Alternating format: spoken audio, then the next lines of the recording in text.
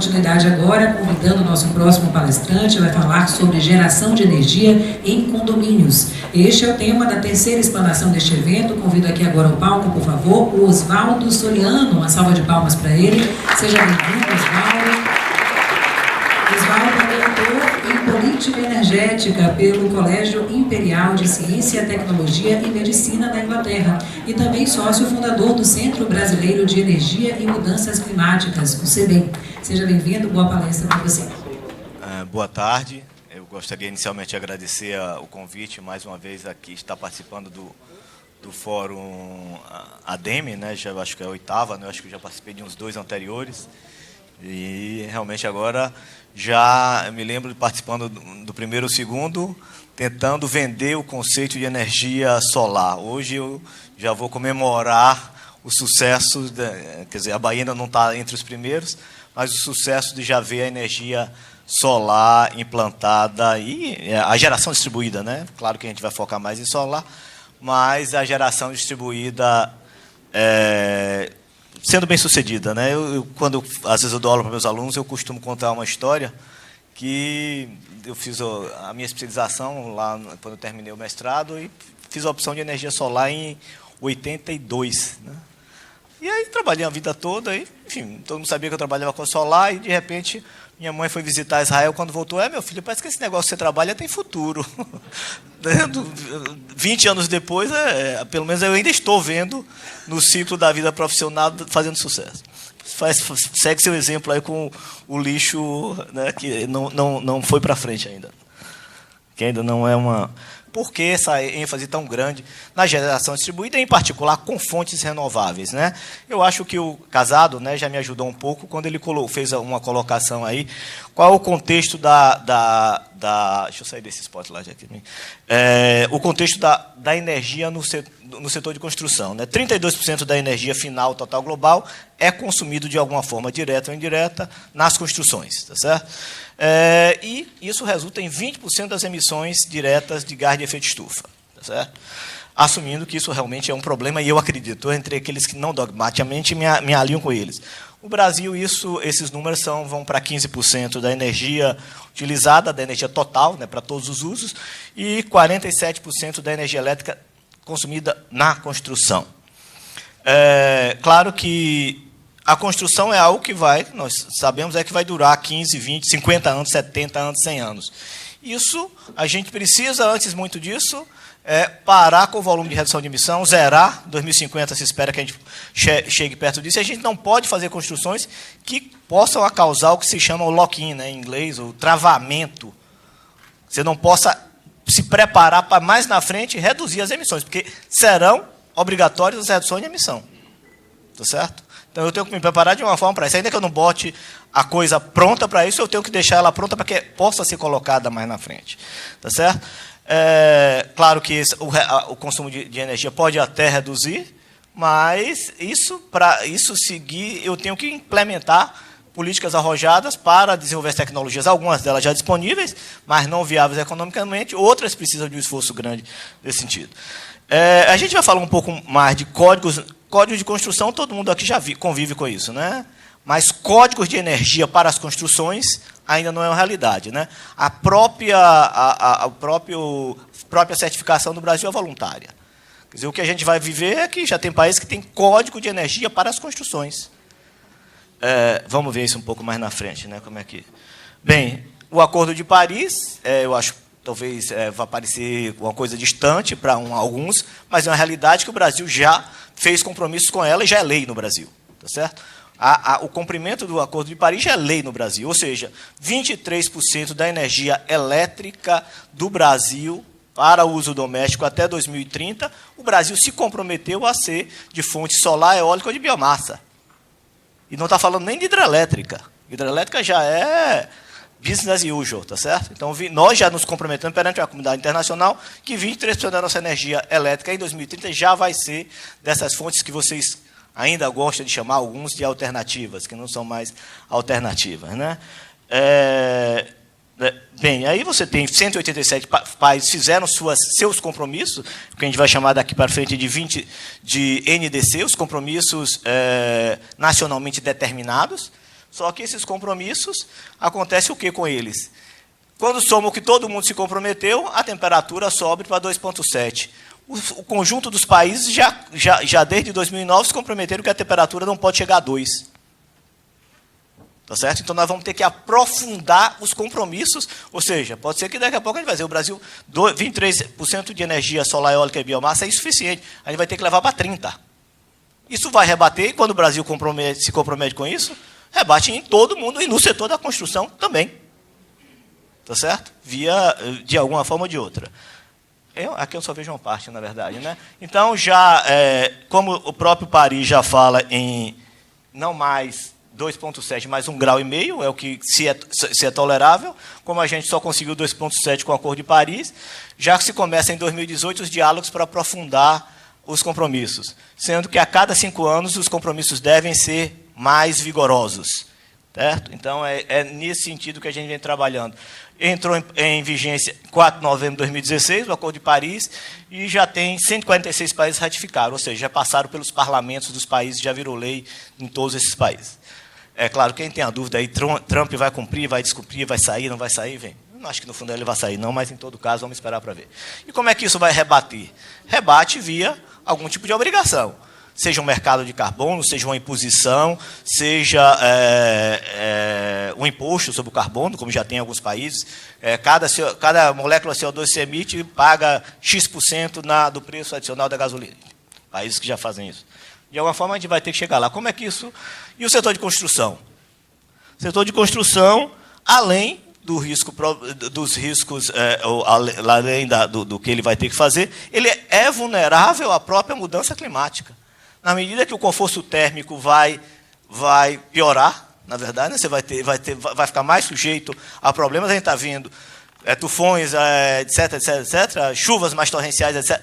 Bate também, tem uma certa vulnerabilidade do setor de construção, que a gente vai ter que tratar disso também. Né? 88 países, nos seus NDCs, incluíram eficiência energética nas construções. O Brasil, não. O único compromisso de eficiência energética que o Brasil fez é que o setor elétrico tem que reduzir 10% de eficiência. Tá certo? Então, claro que para ele reduzir 10% de eficiência não é só a responsabilidade da distribuidora, mas vai rebater em quem consome energia elétrica também. Então, vai chegar em algum momento para quem consome energia elétrica. 62 países têm códigos energéticos para as construções. 84 países têm certificação energética para construções. No Brasil, a gente mencionou aqui, só tem o Processo Edifica, que é voluntário, não é isso? E ainda mais... além disso, a gente foi criada já na COP21, e na quinta-feira, lá no ENIC, em Brasília, o presidente, o secretário-geral da Aliança Global para a Construção e Edificações vai estar falando, e alguma das coisas que ele prevê, o compromisso é renovação profunda do estoque dos edifícios em países industrializados, desenvolvimento rápido de edifícios de baixa energia em países emergentes e em desenvolvimento. Então, são alguns... o que é que os Estados Unidos já está fazendo? Só peguei 2 países extremos, os 2 maiores emissores de gás de efeito de estufa, na área de energia. A lei de independência energética e segurança energética, novas construções de energia líquida zero. O que é uma energia líquida zero? Você não emite mais, você não consome mais do que o que você... você pode até consumir, mas você produz também. Seu consumo de energia é zero. Até 2030. Todos os edifícios NZE, NZE quer dizer emissão líquida, energia líquida zero. Tá certo? Ou seja, ele vai ter que reduzir dramaticamente o consumo dele, aumentando a eficiência, e ainda vai ter que gerar energia, porque tem uma hora que sua eficiência não vai dar. Tá certo? Iniciativa dos prédios comerciais NZE até 2025, através de PPPs. A Califórnia, casas de baixa e média altura novas serem NZE até 2020, ou seja, uma casa nova até 2020 na Califórnia já tem que ser NZE. E Nova York já impõe áreas prontas para energia solar nos telhados. E performance-based, não mais performance-based, quer dizer, você tem que, não adianta você fazer certificação, tem que fazer a certificação e depois provar que funciona. Tá certo? Bem, vamos lá adiante. A China aí é outro extremo, né? País em desenvolvimento, ou emergente. Código de energia para edifícios comerciais e residenciais para 4 diferentes zonas climáticas, obrigatórios em áreas urbanas e em áreas rurais ainda não é obrigatório. Sistemas de certificação de edifícios verdes em 3 níveis, 1, 2 e 3, de acordo com critérios energéticos que a gente já tem, né? Certificados de desempenho energético são emitidos com base no projeto e depois no desempenho posterior. Não adianta só dizer, já tem como monitorar, o pessoal está falando, o Orestes falou isso, né? Monitorar e depois instalar e depois ver se desempenhou, tá certo? E até 2020, 50% dos novos prédios devem cumprir normas e a cota de materiais de construção verde é superior a 40%. O rigor das normas de eficiência energética também deverá aumentar de 20% em 2020 em relação a 2015. Ou seja, vai a cada 5 anos aprofundando o nível de exigência que você vai ter, né? Então, são 2 exemplos do que esses países já se comprometeram a nível de energia. Bem, aí, claro, as ações de mitigação, a gente vai focar, já foram colocadas para a energia, tem dezenas delas, são listas convencionais aí que o IPCC traça, mas peguei só algumas delas, algumas já foram citadas aqui, né? Fontes de energias renováveis e fotovoltaica acoplada nas construções. Envoltório de alto desempenho, já foi falado, iluminação natural e com LED, a automação digital, bombas de calor, certo? Para resolver o problema de aquecimento e de refrigeração. Contadores inteligentes, casa padrão passiva, edificações quase ou líquida, ou emissão líquida, ou positiva, quase zero, líquida zero, ou positiva, ou seja, você exporta energia para a rede. Armazenamento térmico diurno, ou seja, você precisa ter alguma forma de acumular calor. Geração de eletricidade através de instalações fotovoltaicas em tetos pode chegar a uma economia dependendo da região, etc., em média, pode variar de 15% a 58%, é o que se tem de experiência. Ou seja, para a gente chegar a positiva, a gente vai ter que fazer alguma coisa aí sério, tá certo? Bem, aí nós vamos aqui, da mesma forma que a CEBIC trabalha com água, trabalha com energia, e aí o ano passado a gente fez uma publicação, foi lançada no mesmo evento que a de água, eu e o Orestes estivemos lá, foi até um evento muito interessante na ADM Rio, pela CEBIC, com a Sônia Bride fazendo uma palestra extremamente instigante, né? Ela é uma pessoa bastante...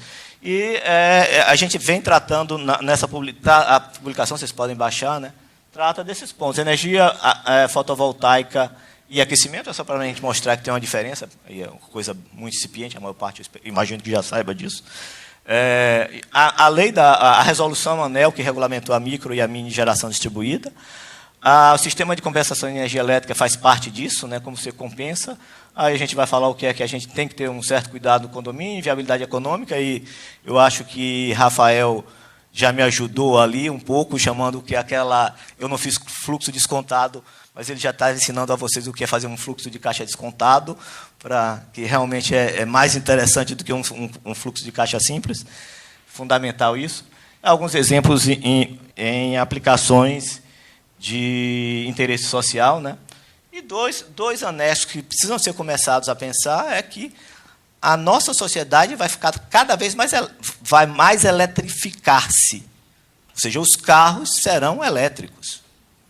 Então, e vão ser ligados nas tomadas, nas nossas casas, nos nossos prédios. Os prédios de luxo, ou mesmo outro dia, Nilson estava me dizendo que mesmo os prédios, de certo, não precisa nem ser prédio de luxo, já tem tomada na garagem, com a perspectiva de carregar seu carro. Não é isso? Não é isso, Thales? Então, a gente vai ter que começar, ou ir lá nos países, em alguns lugares você já integra o fotovoltaico via filmes, nas próprias vidraças, né?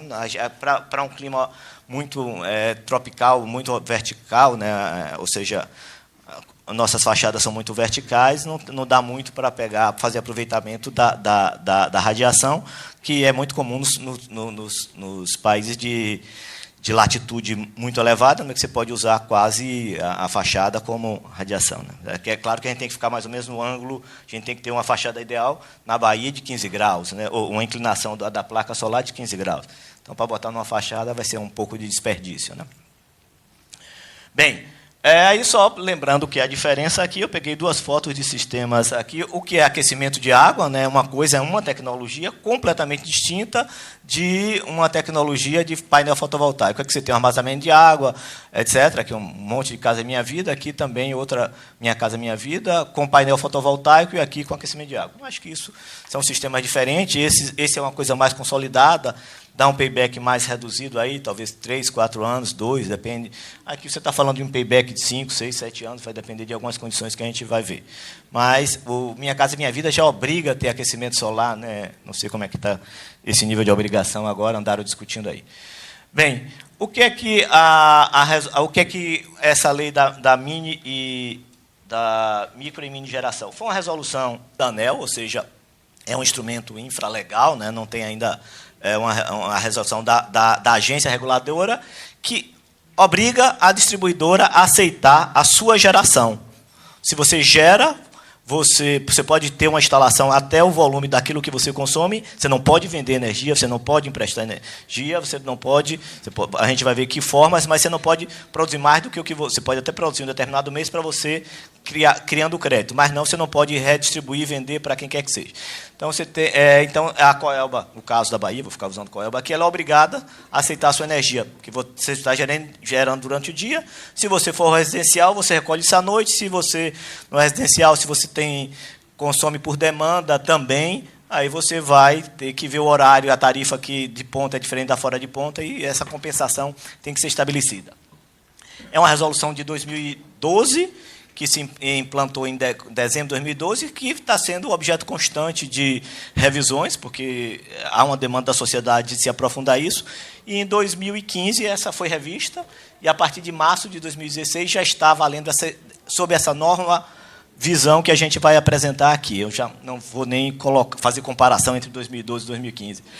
Você divide os consumidores em microgeração até 75 kW, basicamente todo residencial é microgeração, pequenos comerciais também é microgeração, e os sistemas de mini geração, que são acima de 75 kW, indo até 5 MB, e aí você geralmente você está falando de shoppings, ou indústrias, ou grandes centros comerciais, etc. Shopping já é isso, né? Bem, o sistema de compensação, ou seja, eu gero, tem um crédito. Até diariamente eu vou ter um crédito, porque, de qualquer forma, eu gero de dia e consumo mais à noite, então cria-se um sistema de crédito, sendo que esse crédito vale por 5 anos, ou seja, aquilo que eu joguei hoje, eu posso consumir até 5 anos na frente, tá certo? A cada mês vai valendo seus 5 anos de crédito, né? Então, é um sistema de compensação. Repare-se, a partir dos 5 anos, você perde aquela energia, mas também, eu imagino que aos 5 anos, sua carga vai ser aumentada. Você estabelece sistema de medição bidirecional, você vai medir o que você consome e o que você injeta na rede, né? E depois você faz uma compensação. E isso vale para unidades consumidoras individuais, eu na minha casa, e aqui não interessa para esse público, né?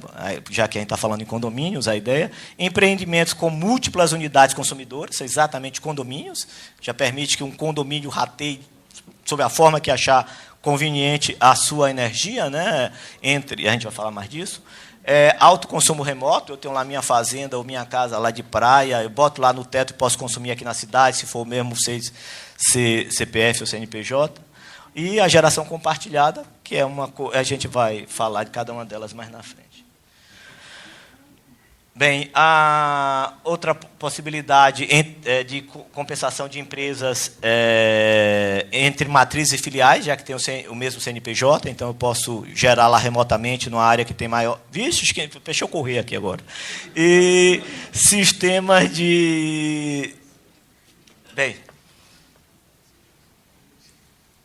empreendimento com múltiplas unidades consumidoras é exatamente o condomínio. E aí você pode, num determinado condomínio, seja ele vertical ou horizontal, no vertical certamente não vai conseguir atender toda a energia de todos os moradores, no horizontal provavelmente vai dar para... É possível que você possa atender, botando nas áreas comunitárias, e aí você compartilha da forma que ficar acordada. O consumidor A tem 10%, 5%, que todo mundo tem igual, a área comum tem... Enfim, você vai compartilhar e vai ter esse comando e vai informar a Coelba, vou usar sempre a Coelba por simplicidade, e aí vai ser abatido mensalmente na sua conta, né? É isso que eu estou dizendo aí, tem que ser na mesma propriedade, condomínio, eu não posso nem cruzar a rua, nem posso usar o sistema de distribuição. Esse é o que se chama múltiplas unidades consumidoras. Qualquer tipo de condomínio vertical, horizontal, etc. Claro que a parte comunitária fica para o condomínio mesmo e os outros consumidores podem compartilhar como quiser. A geração compartilhada, eu já posso ter remotamente, é o que se pode, é um mecanismo de cooperativa ou de consórcio, que já começa a ser comum, como a gente vai ver na frente, que faz uma instalação lá em Bom Jesus da Lapa, onde tem uma das melhores radiações no Brasil, e consome aqui, em Salvador. Um grupo de pessoas faz um consórcio ou uma cooperativa e compartilha. Só que a diferença do outro é que no outro tinha que ser no mesmo lugar. Aqui pode ser distante, tá certo? Bem, claro que tem aí dificuldades inerentes ao como é cooperativa. A gente sabe que tem dificuldade de cooperativa, demora para entrar, se entrar, não deixar de pagar, vai ter todos os riscos inerentes a essa figura jurídica, não sei se posso chamar jurídica. Bem, e depois tem o autoconsumo remoto, que é eu, como pessoa física ou como pessoa jurídica, instalar remotamente, e vale para as minhas filiais, se é o caso de uma empresa jurídica, e aí é o que se chama consumo remoto. Se eu não tenho espaço físico dentro de Salvador, posso instalar lá remotamente. Então, são essas três figuras. Isso não se aplica muito a condomínio, né? Então, as outras duas figuras é que se aplicariam a condomínios, na verdade. Bem, aí, pensando quais são essas questões que a gente começa a pensar. Se eu vou fazer uma aplicação, aí vale para o condomínio e vale também para até a pessoa física, na verdade. Definição do local da instalação, onde é que eu vou fazer isso? Tem um limite que eu já falei, que não pode ser mais do que o que eu consumo.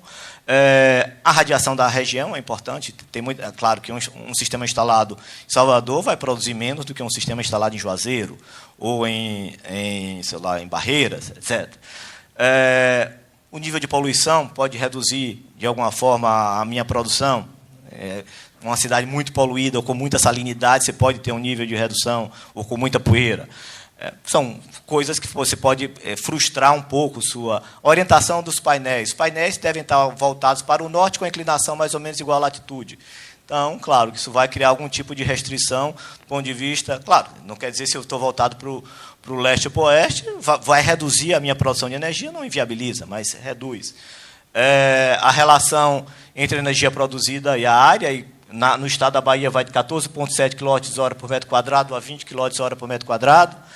Sombreamento, dentro da cidade. Se eu tenho um prédio alto, a mesma caixa d'água do meu prédio ocupa uma boa parte lá de cima, ela pode fazer sombra no restante da parte alta do prédio. Isso vai reduzir o meu sistema. Ou o prédio vizinho faz muita sombra, tem um prédio alto, vai reduzir a produção do meu de preferência, não deve ter sombra hora nenhuma o painel solar, certo? Não vai inviabilizar, mas também não vai... A infraestrutura elétrica é uma questão hoje, eu devo deixar pronto já para botar solar, como Nova York já está impondo, já devo entregar, é um novo negócio para a indústria da construção, já entregar com painel solar, vou falar um pouco disso na frente. A questão arquitetônica, tá certo? A questão do teto ficar azul, de refletir, etc, etc. Enfim, numa casa isso faz mais impacto, né? Tem pessoas que não querem na sua casa isso, pode achar feio, etc. O condomínio vertical horizontal vai ter também algum tipo de consideração.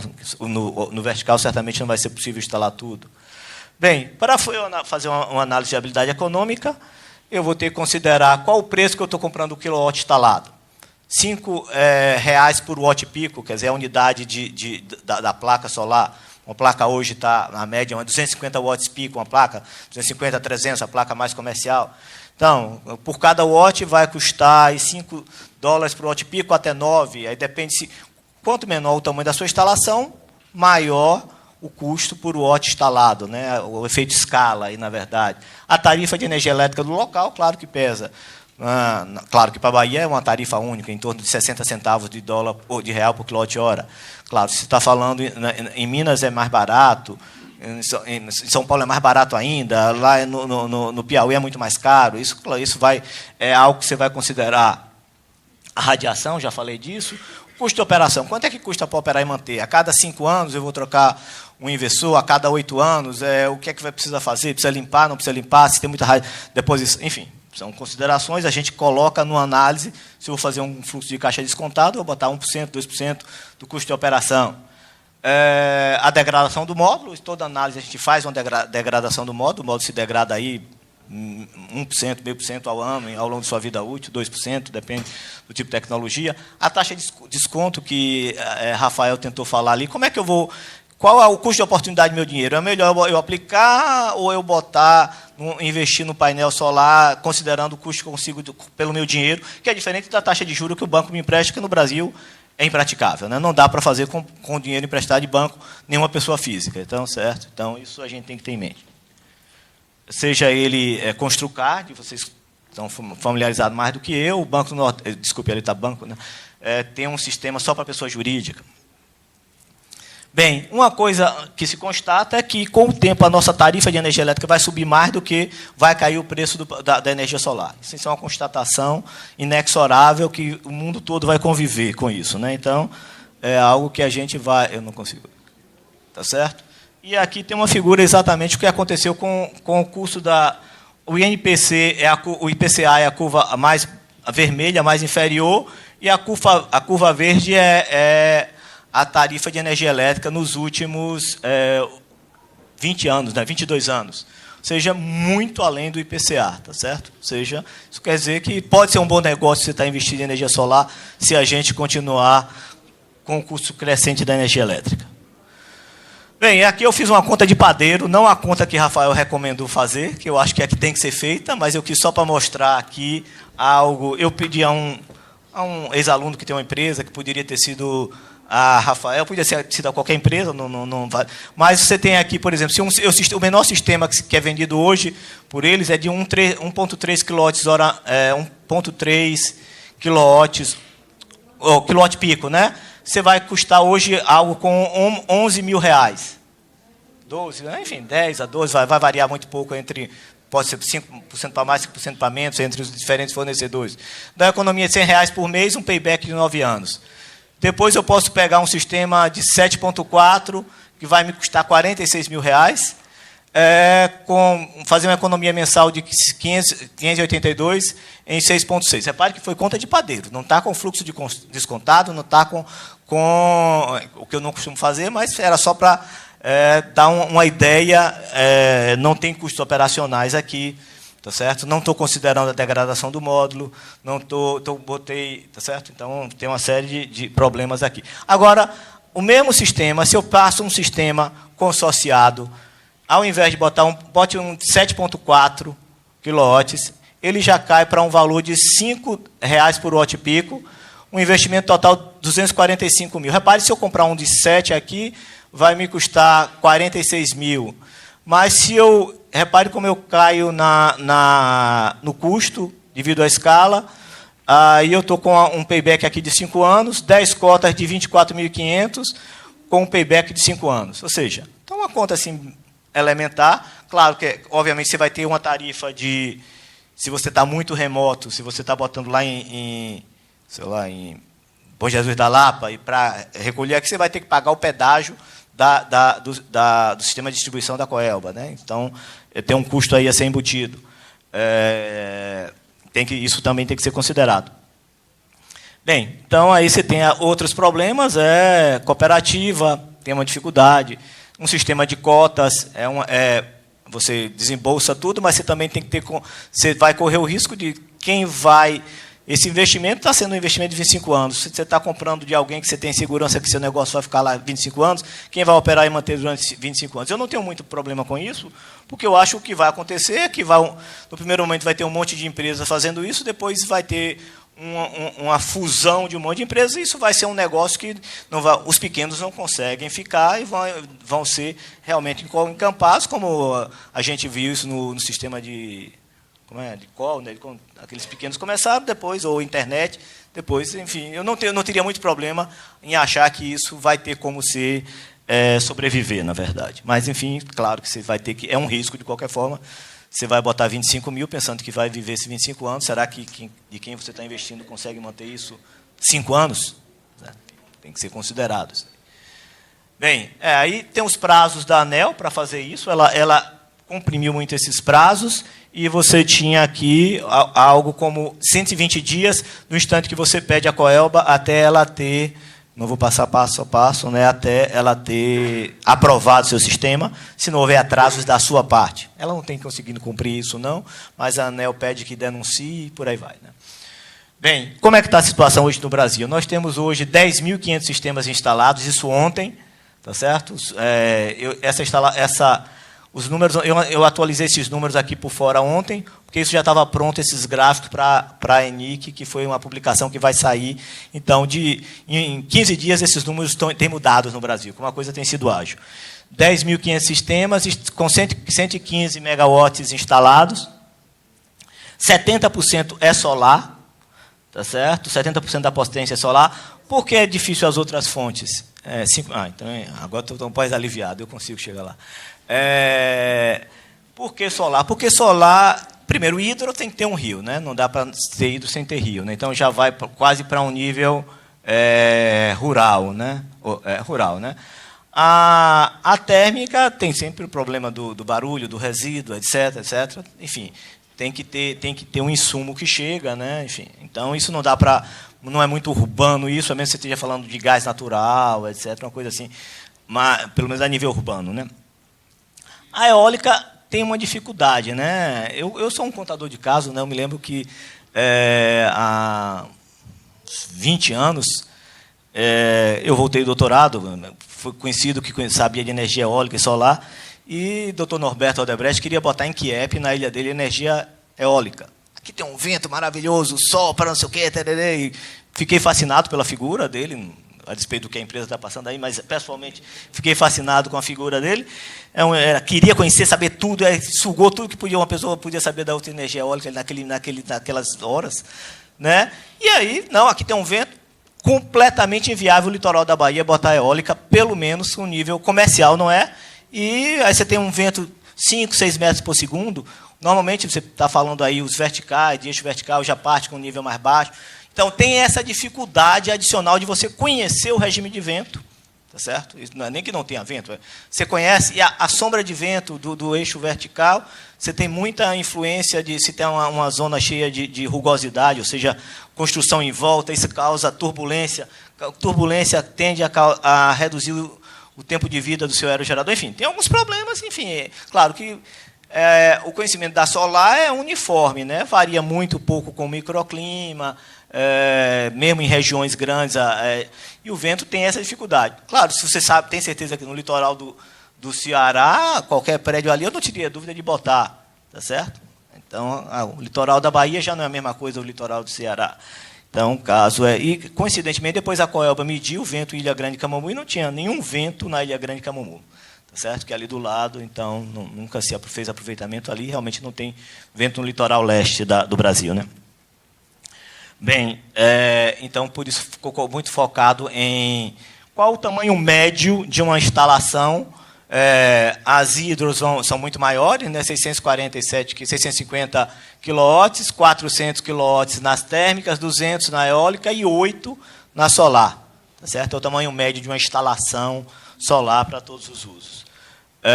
Distribuição para o Estado, a Bahia está pelo menos entre os 10 primeiros, mas quem mais tem sistemas é Minas Gerais, São Paulo, Rio Grande do Sul, Rio de Janeiro, Paraná, Santa Catarina. A Bahia está lá em 10º, e é um desafio para vocês fazer esse número crescer e agilizar isso, né?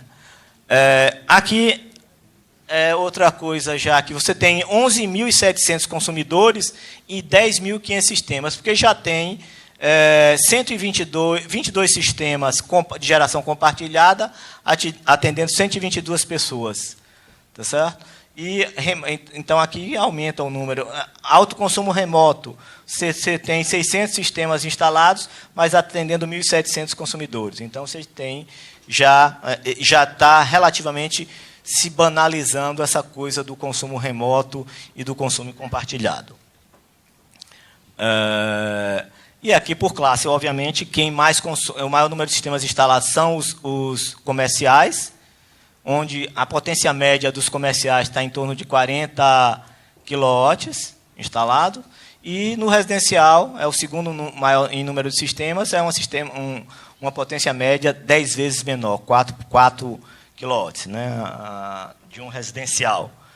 E aqui você tem industrial, o resto é número bem menor. Aqui, em vez de estar o número de sistemas, né, e em azul a potência total instalada dos sistemas.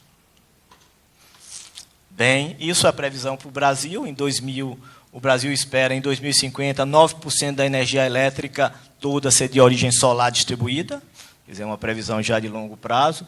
Começando a deslanchar, a coisa começa a deslanchar em volta de 2020, é quando a curva azul é se não fizer nenhuma política mais agressiva, um cenário de referência, a curva verde com um cenário de políticas mais agressivas, que certamente nos vão ser impostas aí pelo Acordo de Paris. Bem, o caso de aplicações de uso de interesse social.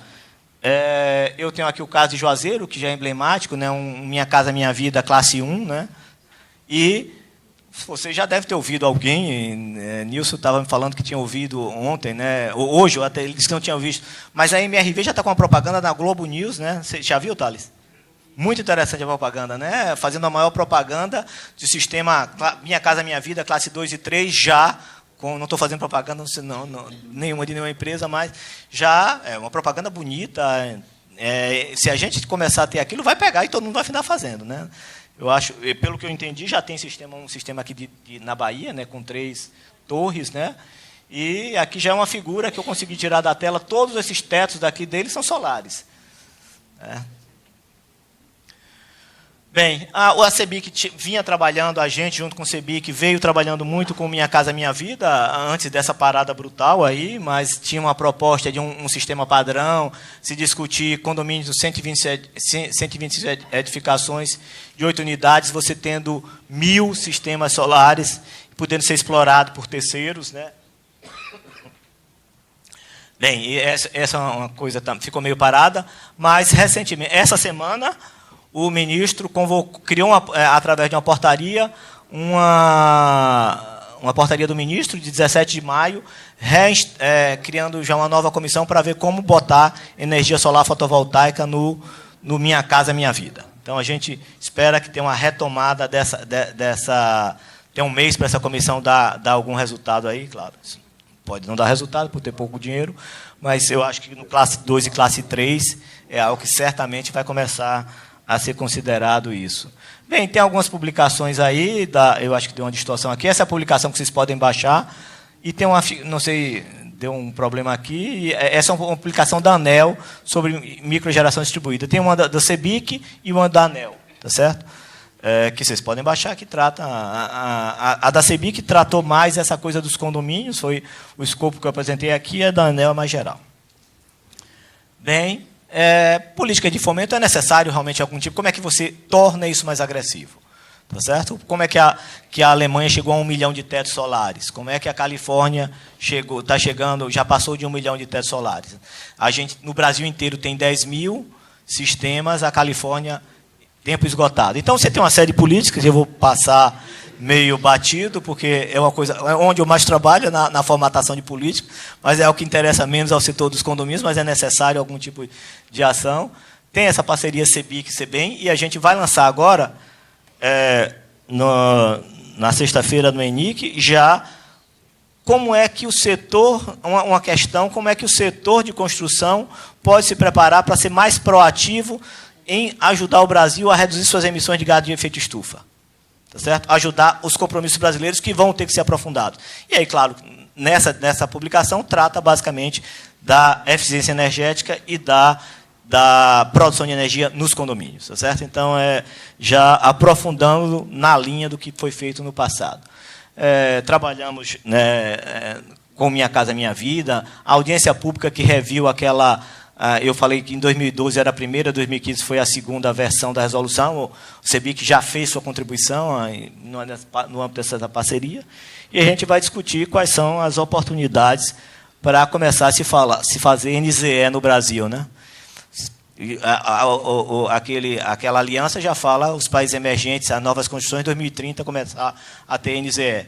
Isso é factível para o Brasil? NZE em 2030 para novas construções no Brasil? O setor de construção vai ter que começar a ver se... claro que isso vai ser repassado, né? para o cliente, até que ponto isso é palatável. Assim, é uma discussão que vai ser aberta aí.